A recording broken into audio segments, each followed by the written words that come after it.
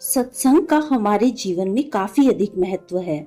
संगत सही रहेगी तो हमारे विचार सही रहेंगे और विचार सही रहेंगे तो कर्म भी सही रहेंगे और जीवन में सुख शांति बनी रहेगी। इसलिए सत्संग करते रहने की और अच्छा साहित्य पढ़ने की सलाह दी जाती है। सत्संग हमारे जीवन पर कैसे असर करता है, इस संबंध में गौतम बुद्ध की एक कथा प्रचलित है। बात उस समय की है जब गौतम बुद्ध काफी प्रसिद्ध हो चुके थे। वे रोज प्रवचन देते, जिन्हें सुनने के लिए काफी लोग पहुंचते थे। प्रवचन सुनने एक लड़का रोज आता था। वो गौतम बुद्ध की सारी बातें बहुत ध्यान से सुनता था। काफी दिनों तक प्रवचन सुनने के बाद एक दिन उस लड़के ने सोचा कि मैं प्रवचन तो रोज सुन रहा हूँ, लेकिन मेरे जीवन में कोई बदलाव नहीं आ रहा है। बुद्ध बातें तो अच्छी बताते हैं, लेकिन कुछ लाभ नहीं हो रहा है। मुझे इस बारे में बुद्ध से बात करनी चाहिए।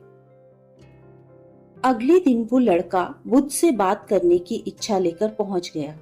बुद्ध का प्रवचन शुरू हो चुका था और वे कह रहे थे कि अगर कोई व्यक्ति हम पर गुस्सा करता है तो वो हमसे ज्यादा खुद का नुकसान करता है। अगर हम भी दूसरे के गुस्से का जवाब गुस्से से ही देते हैं तो हम खुद का नुकसान कर लेते हैं।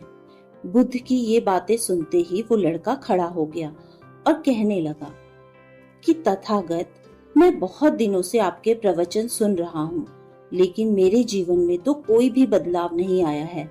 मुझे तो प्रवचन सुनने से कोई भी लाभ नहीं हो रहा है। बुद्ध ने अपने प्रवचन को बीच में रोका और उस लड़के की बात सुनने लगे। जब वो लड़का चुप हो गया तो बुद्ध ने उससे पूछा कि तुम कहाँ रहते हो? लड़का बोला कि मैं श्रावस्ती में रहता हूँ।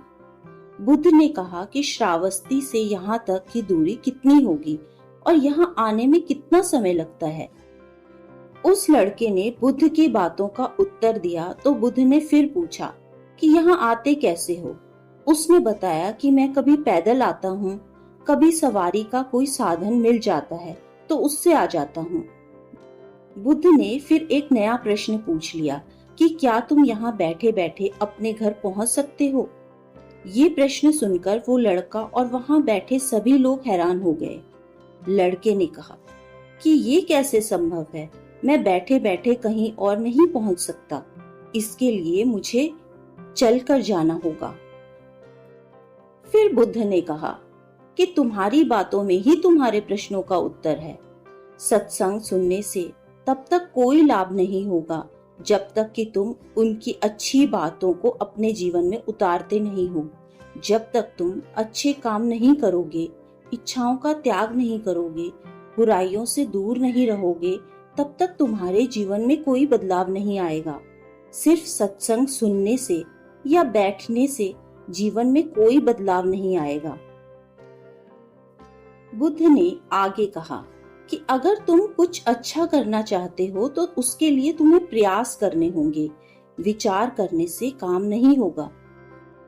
सत्संग में तुम्हें सही गलत बातों की जानकारी मिलती है, लेकिन उन्हें अपने जीवन में किस तरह से उतारना है ये तो तुम्हें ही तय करना होगा। तुम्हें प्रयास करने होंगे, तभी जीवन में सुख शांति और सफलता आएगी। सत्संग करते रहने से हमारी बुद्धि पवित्र रहती है और हमारा मन गलत बातों से बचा रहता है। अगर हम सत्संग नहीं करेंगे तो हमारे विचार भटक सकते हैं। इसलिए अच्छी किताबें पढ़नी चाहिए, अच्छे लोगों की संगत में रहना चाहिए।